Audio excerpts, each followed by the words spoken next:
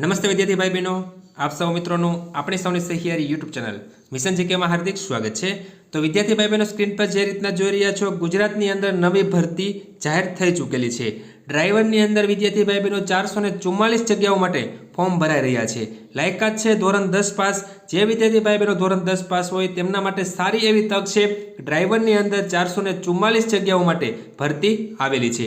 તો જે વિદ્યાર્થી ભાઈ બહેનો કઈ પોસ્ટ એટલે કે ડ્રાઈવરની પોસ્ટ ઉપર ભરતી છે, કયા વિભાગની અંદર ભરતી છે, તેની વિગતવાર માહિતી આ વિડીયોમાં સામેલ છે। વિડીયોને શરૂ કરતા વિદ્યાર્થી ભાઈ બહેનો, જો તમે ચેનલમાં નવા હોય અથવા તો અમારી ચેનલમાં પ્રથમ વિડીયો જોઈ રહ્યા હોય તો અમારી ચેનલને સબસ્ક્રાઇબ કરીને બાજુનાથી બેલ આઇકન પ્રેસ કરશો, જેને કારણે અમારી ચેનલ પર આવનાર કોઈ પણ નવા વિડીયોની અપડેટ સૌથી પહેલા તમને મળતી રહે। તો જોઈએ વિદ્યાર્થી ભાઈ બહેનો, ગુજરાતની અંદર ડ્રાઈવર પોસ્ટ ઉપર નવી ભરતી।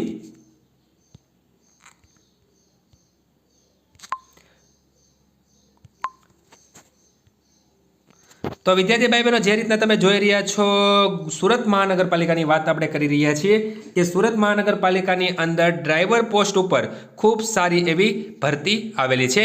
જેમાં વાત કરીએ કેટલી જગ્યાઓ માટે ભરતી છે, તો ડ્રાઈવરની 444 જગ્યાઓ માટે ભરતી છે।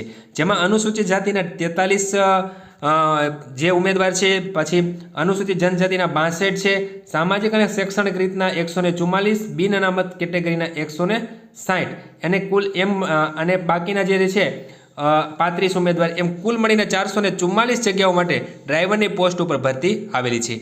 ખાસ વાત કરીએ શું છે તેમનું વિદ્યાર્થી ભાઈ બહેનો, પગાર ધોરણ છે, લાયકાત શું ધરાવે છે, તો લાયકાતની વાત કરીએ તો ડ્રાઈવરની પોસ્ટ માટેની જે લાયકાત છે એ ધોરણ 10 પાસ હોવા જોઈએ।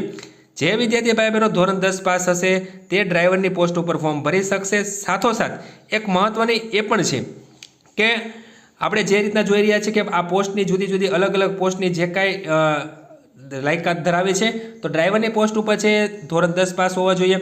સાથોસાથ હેવી ગુડ લાયસન્સ જો ટ્રાન્સપોર્ટ વ્હીકલ ચલાવતા હોય તો આરટીઓ માન્ય 2 વર્ષનું જૂનું લાયસન્સ હોવું જોઈએ, તથા આધુનિક હાઇડ્રોક્લિક ઓપરેશનવાળા વાહન મશીનરી ઓપરેટ કરતા આવડવું જોઈએ।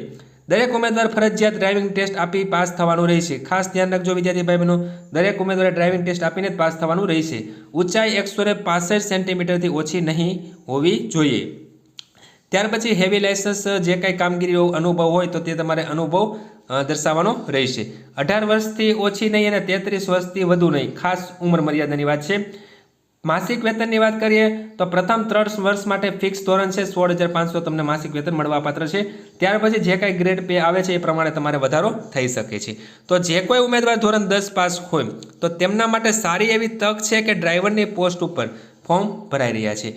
તો આ એક ફોર્મ સારા એવા છે વિદ્યાર્થી ભાઈ બહેનો જે ભરાઈ રહ્યા છે। જે કોઈ 10 ઉમેદવાર 10 પાસ હોય, સાથોસાથ ડ્રાઇવિંગનો અનુભવ ધરાવતા હોય તો તેમના માટે સારી એવી તક છે।